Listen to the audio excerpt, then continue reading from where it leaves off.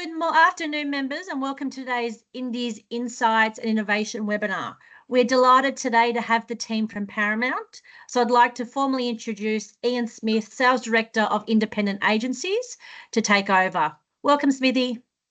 Thanks, Peg. And thank you, IMAA members, for joining us today. We're super excited to have the opportunity to present our Insights and Innovation webinar. Before we kick things off, I just wanted to sort of let everyone know there's a bit of a quiz at the end for a few P+ subscriptions. So we're certainly testing who's paying attention. So keep that in mind. Nick will take you through the mechanics a bit later on. But yeah, just sort of help kick things off, I'll do a little bit of an acknowledgement to country and then sort of take you through a bit of the agenda of what we've got today. So acknowledgement of country, knowledge of the traditional custodians of the land on which we meet today. Their enduring connection teaches harmony between progress and tradition. From land care to storytelling, Indigenous knowledge inspires us. In today's digital world, innovation connects us, echoing the ongoing tradition of storytelling. We listen deeply to unlock its potential for positive change. Let's navigate with respect, shaping a future where innovation honours Indigenous values for lasting impact. So, ticking things off today, we've got Di Ho, our National Digital Sales Director. Di will be looking at a bit more of a macro view of, I guess, the ever-changing media landscape and really how those changes and how we're adapting and evolving with the changes. Nick will look a bit more into some of our P+ ad tier model and where we're heading there in our shoppable media case study, which was pretty exciting what we've done earlier in the year. So I hope there's a bit of innovation piece you can sort of take from that.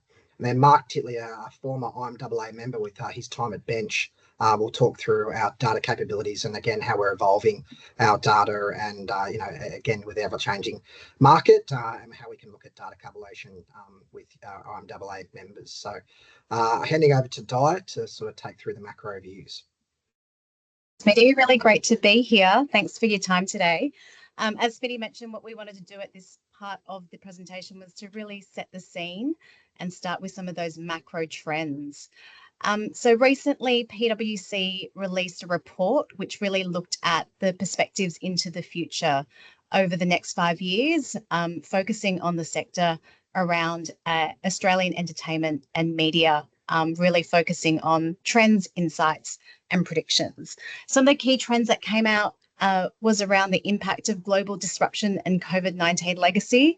I know it sounds like a lifetime ago when we think back to COVID, but really important to note that we're still seeing shifts in consumer behaviour and trends really shaped off the back of the pandemic.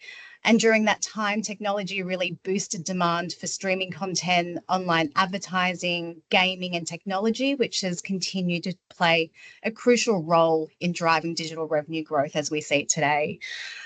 We all know that there's a lot of reinvention. All businesses, your clients, agencies, publishers, we're having to adapt new strategies, embrace strategic risk-taking to continue to navigate ongoing technological and consumer behaviour changes. And when it comes to generative AI and industry challenges, the forecast also highlights the transformative potential of generative AI and the necessity for swift and strategic reinvention in a market where we know that profit margins are tighter than ever with limited financial resource as well. So transforming businesses across all categories really looks at a number of different trends that we are seeing. So digital growth in entertainment and media. So what we have seen is the share of the entertainment and media market increased by 30%, which has been really driven by global digital entrants in this market, but also local businesses expanding their digital offerings in conjunction with their traditional offerings. There's also a dominance of internet-enabled advertising, which is driven by increased online activity. We've got emerging social media platforms such as TikTok or Snapchat, and small businesses are leveraging self-service advertising tools to ensure that they can create advertising and buy those audiences across those platforms. We are also expecting there will be a premium content surge. The resolution of the actors and writers strike in the US is going to boost content availability, which will lead to a resurgence in volume in box office, but also subscription video on demand revenues, which is expected to accelerate in 2025. If we look at podcast revenue, that revenue continues to grow, and different companies are exploring paid access and subscription models to overcome monetization challenges. And finally, AI-driven transformation. News publishers are facing a 6.4% revenue decline. And what we are seeing is that news publishers will increasingly turn to AI to enable journalists to streamline processes and efficiently repurpose content across all platforms. So there's a lot of change happening in our sector, but with every change also comes opportunity. This is a recent report that was published just last week. It's an annual report from Telsight that looks at the Australian subscription entertainment sector, and there is market growth. So the subscription market grew by 5% to 52.3 million services in fiscal year 24, which has been driven by population growth and diverse content across multiple platforms. In addition to that, we've also seen SVOD mature. So over 70% of SVOD subscribers now have more than one service, with a 4% increase in SVOD services reaching 25.3 million. So despite the economic challenges that we face, we've actually seen growth in the category. And that has been really fueled by ad-supported plans offered by not only ourselves at Paramount Plus, but also Netflix and Binge, which is driving that affordability, with nearly 2.5 million subscriptions subsidised by advertisements. And what that leads to is local content demand, which is a great thing. It's not only the global content that is in high demand, but 64% of Australians watch Australian content on SVOD platforms, which signals continued demand for local productions. And a really good example of that is we recently launched Fake on Paramount Plus, and it was the biggest local production that we've had on the platform in the last 3 years since launch. And if you look at the future, immersive technologies such as XR headsets, multi-view experiences are really revolutionized to change the SVOD and the way that it's consumed, with potential market expansion to over 30 million subscriptions by 2028. And the positive projections for Australian SVOD growth, which is a great way to reach audiences. Paramount Plus continues to be the fastest and growing SVOD service in Australia. Although we can't release our local numbers, we can refer to these Telsight numbers. So we grew 18%, 1.8 million subscribers. We had 1.5 in the report 12 months ago, which has really contributed to the rise of ad-supported SVOD plans, which now make up 11% of the total market. And we made a strategic decision to launch a new ad tier as opposed to turning on ads on our standard tier. And the reason for that was because there is still such significant room for growth in this sector for us. So for us, it's really about making sure that we can increase those subscribers. And of course, a word from Sam. Unfortunately, he can't be here today, but we know with the IMAA and the Indie census, digital video and BVOD are expected to see the biggest growth, with almost 70% of respondents predicting these channels would grow by at least 25%. So with all of these trends, what does this mean for indies and your clients? And what you will see today is really how we can help address these changing customer needs that will differentiate the winners from the losers, and how we can really play a role in supporting you and your clients as we look into the future. From an audience point of view, we know that audiences are now seeking on-demand, online, frictionless, affordable or free shoppable or snackable content services across multiple connected devices. And the reason why we're really well placed at that is because we also know that advertisers are seeking better data on business outcomes from their marketing budgets. There's a growing trend and need for clients to leverage and integrate their first-party data for better marketing returns on investment. And then from a buyer point of view, we know that buyers are seeking more value through diversified services, reorganizing internally, and reflecting audience changing preferences with technology convergence. And we are well placed to address these challenges, and we will address each of these changing customer needs today. Audiences now have seamless access to their preferred content, diversely distributed in an affordable way. And if you think about our ecosystem, we play across free and paid services as well as fast. From a data collaboration point of view and measurement, we are looking at efforts that are anchored in measurement beyond media. And we've really evolved our data collaboration solutions to ensure that we can work with advertisers in an agnostic way. And we are also well positioned to offer a single entry point for media buyers to One Paramount with coverage across all screens, which is a really big, unique point of difference for us in the way that we can work with you into the future. So with that, I will throw to Nick Robertson, who will take you through the first chapter. Thank you, Di. So with that, what we wanted to do was, I guess, take you through those 3 points that Di just talked about, but kind of with the lens on how, I guess, we're well positioned to be able to deliver on some of those changes that are happening in the broader ecosystem. So to begin, to talk a little bit about audience expectations, what we know is that 67% of viewers state that they prefer platforms with minimal ads and quick navigation to content. And that indicates that frictionless experiences play a key role in platform selection. So to kind of put that lens on it in terms of how we're positioned, we really do have a unique value proposition out in the market. And that value proposition is because we have broadcast television, we have BVOD on 10play, we have FAST, which sits within 10play as live TV with Pluto TV. And we have an SVOD service, of course, as Di said, with an ad tier. And when we think about the role that all of these play, they all play really different roles in terms of the way that the audiences connect and utilize the different experiences. So when we think about 10 and our broadcast channels, it's about connection and immersion in big cultural moments, live, much watch, sporting moments and news, big tentpoles, beloved reality formats, and the home of comedy. When we think about 10play, it's all about live and on-demand viewing. It's also about discovery via a really deep content library and access to some of our fan favorite universes.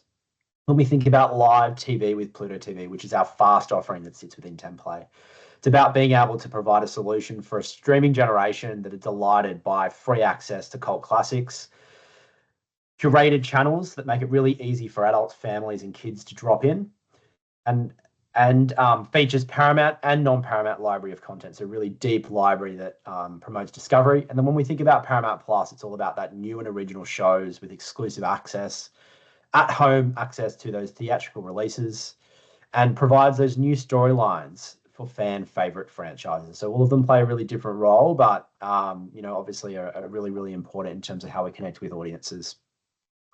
And when we look more specifically, I guess, at the content that sits across all those platforms, not only are we, I guess, providing a variety of ways and services that you're able to connect and watch our content, but as you can see, in terms of the content itself, there is a really deep amount of variety in the content. So whether it be, news, whether it be some of our major tentpoles that obviously all play, in different areas of content, whether it be comedy, which is obviously a strength of ours, reality, drama, sport, we have a really great depth of content in terms of what appears across our slate on broadcast television, on BVOD, on FAST, and on Paramount Plus, which is SVOD.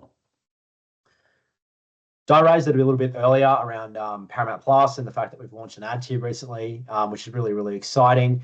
Something that we are really, really focused on is our content strategy. Without our content strategy and without being able to provide viewers an immense amount of value that would keep them coming back to the service, obviously we aren't able to provide growth, which is really, really important for us. So just to kind of talk through, I guess, this slate, not only do we have, well-known IP, in the form of, MTV and Nickelodeon, we also have, brand new shows like Aussie Shore, which obviously comes from, well-known Geordie Shore franchise.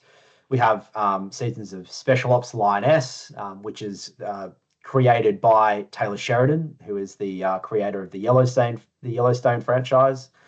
We have NCI Sydney, which is an example of a global brand that we've been able to bring locally, and much, much more. And I guess over the next kind of 3 to 4 months, we've got a really strong slate in terms of what we're launching on that platform.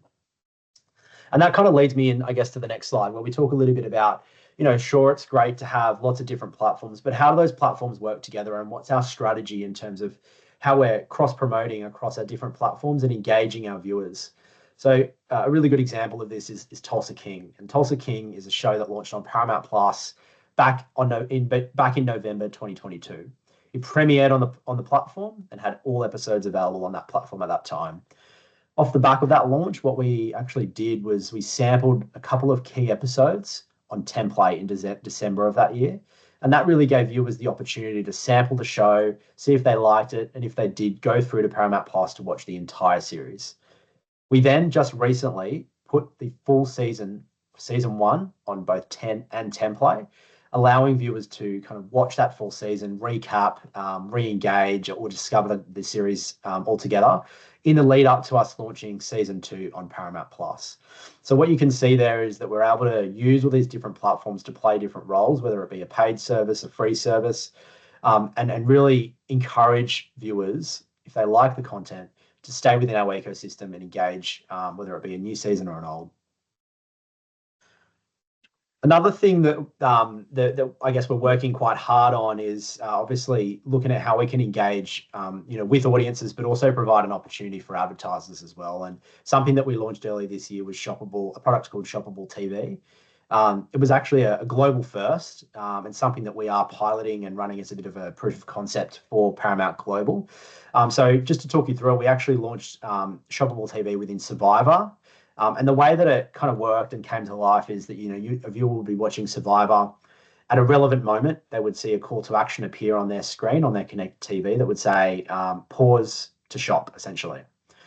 And if that viewer did pause, what they would then be able to see is a number of different products that obviously are relevant to what's being shown in the show at that moment. So in this case, what we had was different Survivor merch that the viewer could purchase from our Paramount store. They liked the look of a particular product, they could select it and go through to view more product details, as well as use their mobile phone to scan that QR code to shop on their mobile phone. And what we saw off the back of this was it really did resonate with audiences, and they do really want to shop, within their favorite shows. We saw both the pause rate and the scan rate exceed our expectations and benchmarks. We saw, interestingly, the most purchased product being the Survivor fanny pack, which obviously was funny and surprising to us, but obviously that's resonating with audiences. So hopefully you can see, I guess, within that section that, we are really committed to audiences. We're committed to be able to provide them different ways to interact with our content. And that's something that we're going to continue to do as we see new insights come to life. Moving forward, we wanted to talk a little bit about advertiser expectations and, what we're doing in this space to be able to deliver on those expectations. We know 72% of advertisers believe that improved measurement of business outcomes is their top priority as they seek clearer attribution from digital channels. Now, as I said, we believe we are really well positioned to be able to deliver on that. And at Paramount, we have a unique opportunity, and it's what we term our power play. And essentially what that is, it's the trifecta that delivers on brand outcomes, essentially. So what does that kind of mean? It means that we're uniquely positioned to offer advertisers the opportunity to connect a premium content environment with premium advertising solutions on that biggest screen in the house, and ultimately to deliver the most relevant, compelling consumer experiences. For us, it's important we're able to measure that back beyond media to brand and business KPIs. And I guess it wouldn't make sense for us to kind of talk about what we're doing looking forward without kind of taking a look back. And this has been something that we've worked consistently on over a number of years to be able to answer some of the the things that advertisers have been asking of the industry as a whole. So when we look back to 2022, we spent a lot of time and effort increasing our capability from a data-informed premium ad experience in terms of the strategy that we had there. We also drove incremental partnerships with Smarter, Flybuys, LiveRamp, Curve, Smarter TV, and Innovid.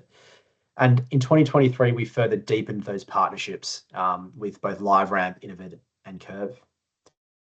And towards the end of last year, we actually further evolved our partnerships from a measurement perspective, launching a full suite of measurement solutions to be able to measure back to brand and business KPIs all of those data-informed premium ad experiences so that you and your clients can get that really great understanding of what is driving results as a whole.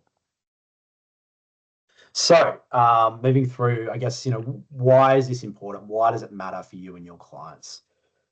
This really, I guess, reinforces some of those tangible benefits of our ad experiences in achieving those client outcomes. So for a brand, our data-informed premium ad experience with those proof of performance works to really drive on that client's priorities. So whether that be delivering connected consumer experiences, whether it be working to drive relevance with our audiences at scale, or whether it really be driving performance outcomes. All of that, obviously, is with the ultimate goal of being able to maximize your marketing and business outcomes to gain a business advantage. So with, I guess, those principles in mind, what we have put together is a framework to kind of showcase how we do deliver on those full funnel marketing objectives. And we are really confident that we can, and we've got a slide coming up that really demonstrates, I guess, some of the tangible ways that we do that. But really the opportunity for us is being able to drive a data-informed premium ad experience. So to explain what that is, essentially it's being able to couple together our premium data, our logged in users and our data that we have from our data partners with premium ad experiences to deliver a really unique experience for viewers.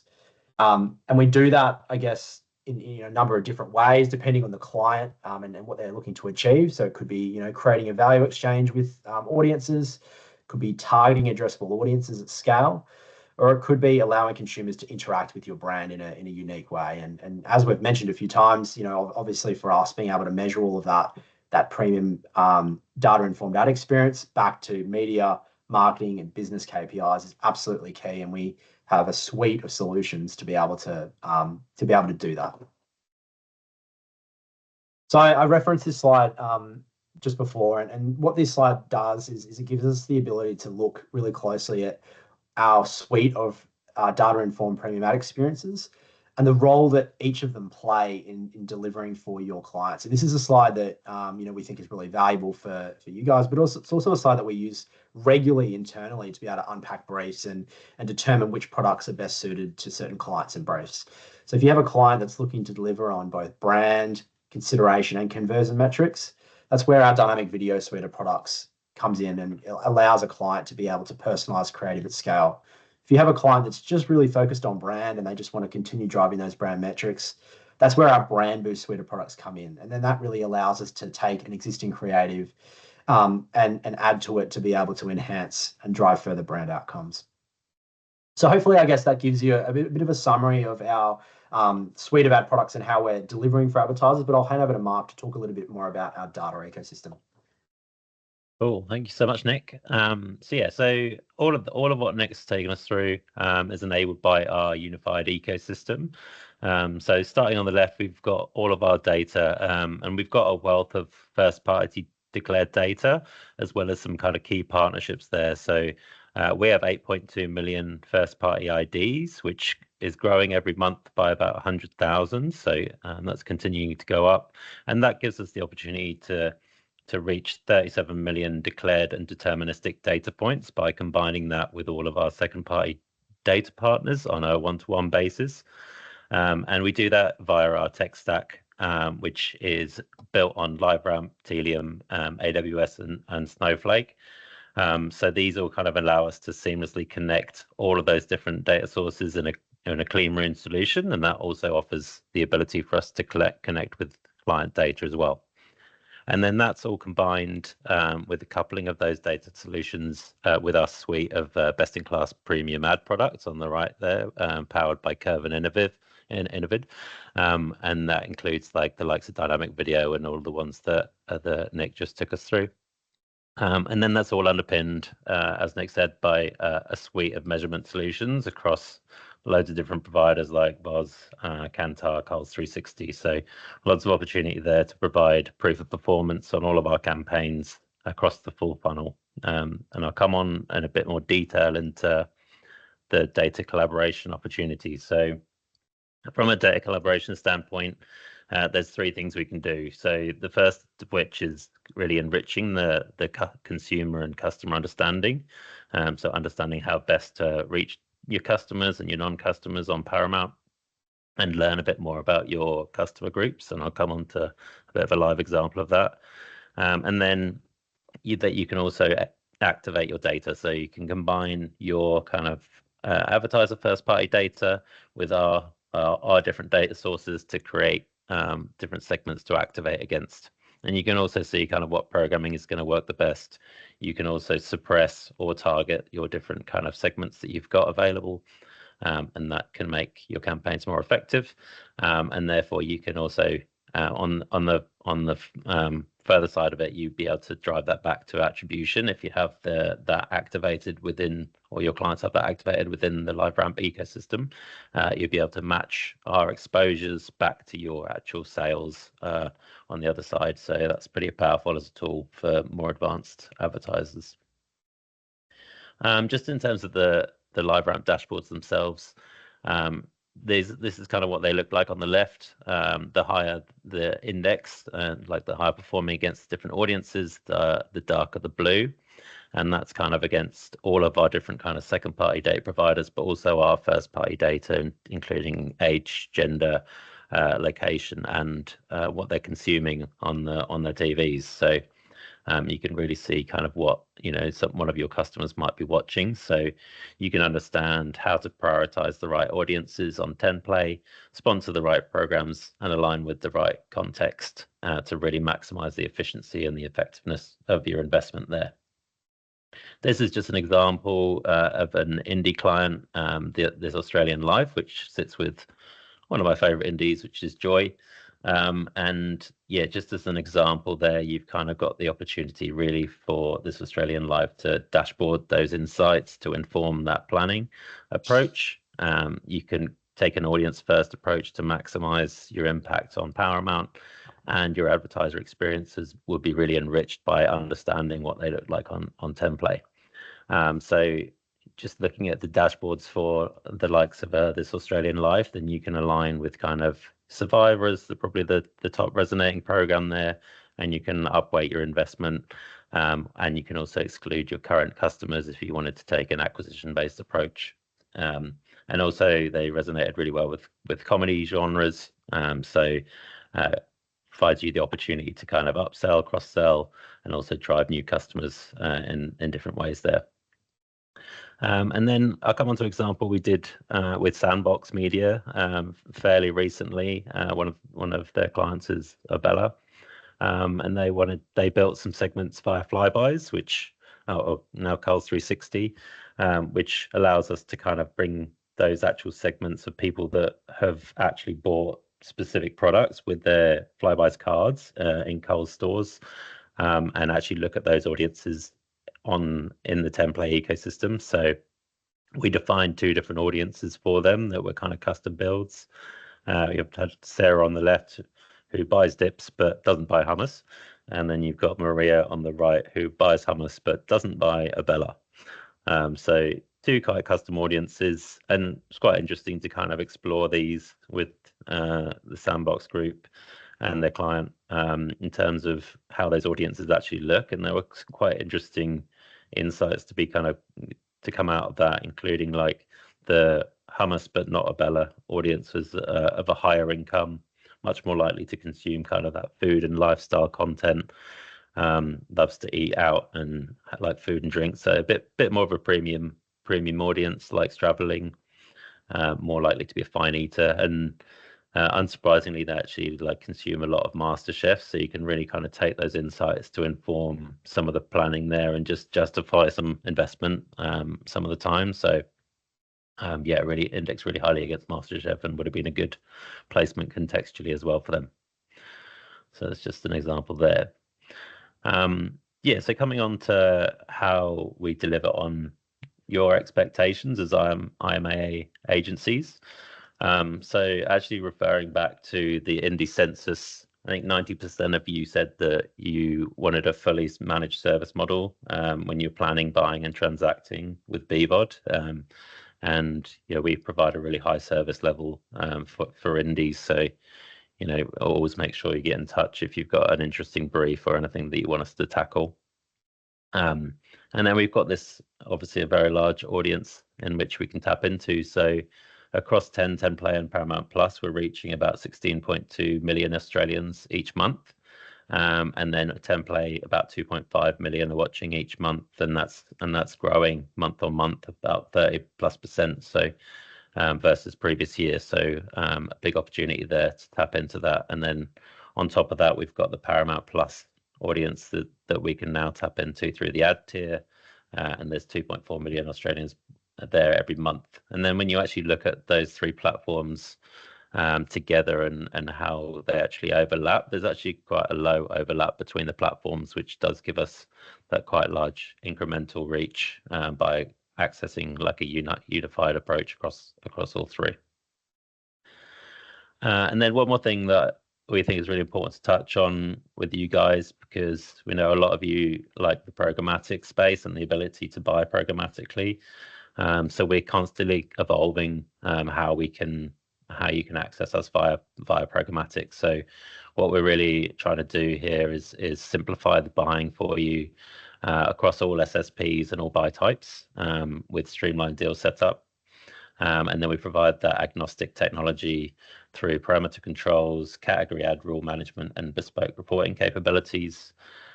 We allow you to tap into those addressable audiences that I've mentioned so far, and we've got more coming. So watch this space. Our upfronts are next week, so you should see some news there on some of the various people we're partnering with going forwards.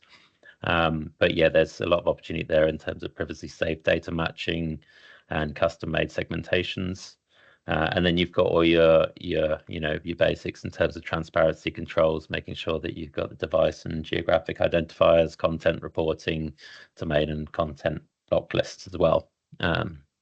So yeah, you'll keep an eye on this space because we are building out a lot of our offering as it comes to programmatic, as we're seeing quite a big movement in that direction, especially within the indie space. So yeah, we want to provide the flexibility as well for you to buy by your preferred method through your DSPs. So you can buy programmatic guaranteed, which is top of the waterfall, just gives you that really fixed CPM rate, high quality, and first access to inventory, and we can kind of guarantee impressions and revenue goals that way. And then you've got your unreserved fixed rate and your invite only auction that have their different benefits and disadvantages that you guys will be familiar with if you're buying through those routes. But we'll share these slides afterwards so that you can see kind of all the different ways you can access the different inventory. And then I guess importantly, we're building out the SSPs that we work with as well. We recently brought on Nexon to our list of SSPs, and that gives you guys another access point because I know Nexon is synonymous with indies and they do a great job in your space. So I know we're working quite heavily with the likes of Hatched in that area. So yeah, that one's open now for use, and we're building out our access across all of them, and also the different data and different things you can access through all of them, with also VOD streaming coming later in the year as well. Cool. And then Nick's touched on this, but in terms of the kind of proof of performance, we have a plethora of different opportunities here in terms of how you want to measure across media, brand, and business KPIs to really kind of demonstrate what's driving those client outcomes. So, from your standard reporting at the top to a variety of different brand lift studies with different advantages. We've got some cheat sheets as well if you need, just reach out so that you can understand all the different offerings there across the brand KPIs. And from a business KPIs standpoint as well, we've got Coles 360 advanced measurements. So if you have anything that's stocked within Coles or one of the like Liquorlander brands, then we can actually track that back to actual business outcomes like sales in those stores. And then, as well as I mentioned before, if you've got LiveRamp and your client's got attribution enabled, then you can track back to that. And then we also work with a number of different attribution-based providers like your Agiles and your Innovid XPs of the world to track back to website based outcomes as well. And then just to bring this to life a little bit in terms of what we have done to date in across all of that space, we've got like really high outcomes across a lot of our different interactive ad units, from media to brand to business uplifts, including, averaging an up 134 increase in sales uplift versus a control, and an average of 236% conversion uplift versus control through the likes of Coles 360. So we've got some really impressive results and some case studies to back that up if you need. And then just to chat briefly about how we're going to evolve our data and tech roadmap. So we're really designing this to future-proof your clients' data-driven advertising, but we're extending that data proposition, bringing on new data partners and new off-the-shelf audiences, which you'll be seeing next week in our upfronts. And then maximizing that data accessibility, as I mentioned, through more SSPs, and then extending data collaboration. So we're trying to make that more and more accessible to new clients and indies. I'll pass on to Nick to summarize. Thanks, Mark. So quick summary. Look, we just wanted to wrap up with a bit of a so what. Why does this matter for you and your clients as indie agencies? We know that what you guys are trying to do and trying to achieve is maximize campaign effectiveness and understand what's driving that, to stand out with innovation and be remembered, and drive outcomes for your clients efficiently. And what we believe, and we hope you've seen through this presentation, is that Paramount is uniquely positioned to help unlock some of that. We're positioned to unlock premium content environment and a data-informed premium ad experience with the addition of proof of performance. We're positioned to unlock market-leading innovation supported by global insight and a diverse and robust content strategy, which is all with the focus and the aim of being able to maximize those marketing and business outcomes for your clients to gain a business advantage. So with that, bit of fun. So we thought what we would do off the back of the preso, hopefully you guys have been paying attention, is we'll do a quick quiz. So what I'll ask everyone to do is, as we ask these questions, just put your answer or your, hopefully not your guess, in the chat, and we'll go through each one, and each question we'll get right. Whoever is the first to answer, so it's first in best dress, we'll send you afterwards a Paramount Plus subscription for 12 months free of charge. So we'll kick off with the first question. So get ready to put your answer in the chat. First question is, what percentage did PwC say digital share of the Australian entertainment and media market would grow by?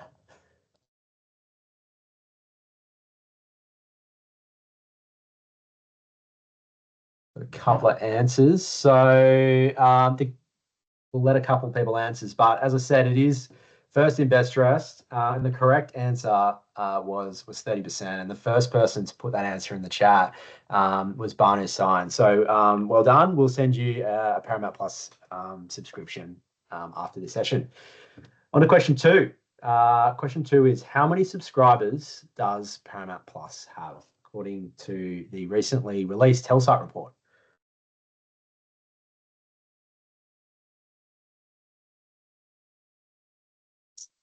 $8 million. Not quite, I wish. The correct answer has already been put in the chat, and the correct answer is 1.8 million. So well done, Selena Martin. We'll again send you a Paramount Plus subscription, which you can enjoy. On to question three. 70% of you said that BVOD/CTV would be the biggest growth, but by what percentage did you say it would be the biggest growth?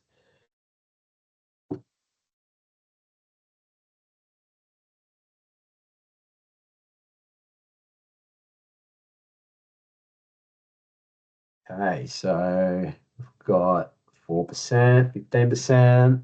Okay.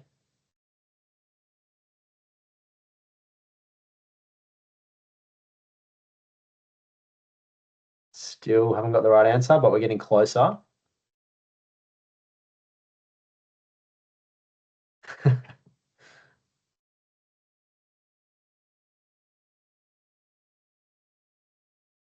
Okay, we've got on there. So the correct answer is 25%. So Leanne Hood, congrats, 25% is correct.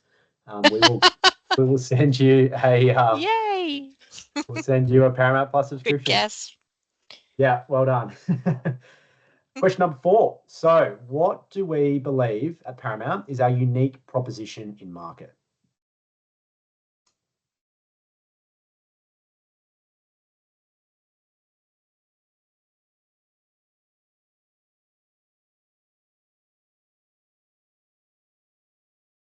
Bit of a trickier one. Content is, but it's not actually the answer to this question. Part of the answer. It's a combination of 3 things that we call, and I'll give you a hint, it's got the word power in it.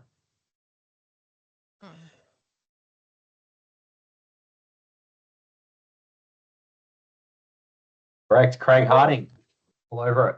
It is our Paramount Power Play. So well done, Craig. We'll send you a Paramount Plus subscription. And the final question, which I think is pretty bang on our 45 minutes, is, and I think this hopefully should be a pretty easy one because I'm sure a lot of you work with them. What is our newest SSP? Jessica, first cab off the rank, and correct. Nexon is our newest SSP. So well done to our winners. We'll, I'm hoping someone from Paramount's recorded all of our winners, but we will be in touch with you shortly to share a code, which will give you access to Paramount Plus. But before we wrap up, I'll just hand over to Di quickly. You're on mute, Di. You're on mute, Di. I think I would have worked out how to unmute mute by now, but wanted to say a huge thank you for everyone's time today. Really appreciate the opportunity to take you through insights and innovation, and look forward to working closely with you all and your clients in the time ahead. So thanks again. Yeah, thanks, guys. I really appreciate it, and confirming I took down those details, Nick. So we're all good to go. I'll chase you up if that's okay, Beck, for emails to share those subscriptions with. But thanks very much for participating, guys, and thanks for the opportunity. And 12:46, so pretty bang on. So have a great lunch. Great. Thank you so much, guys, for today's webinar. We will be sending through the YouTube link, so please circulate to your teams who might have missed today's webinar, and we'll also get a copy of the presentation because there were some amazing stats that we want to share across the indie market. Have a great lunch, everybody, and see you all soon. See you guys. Thank you.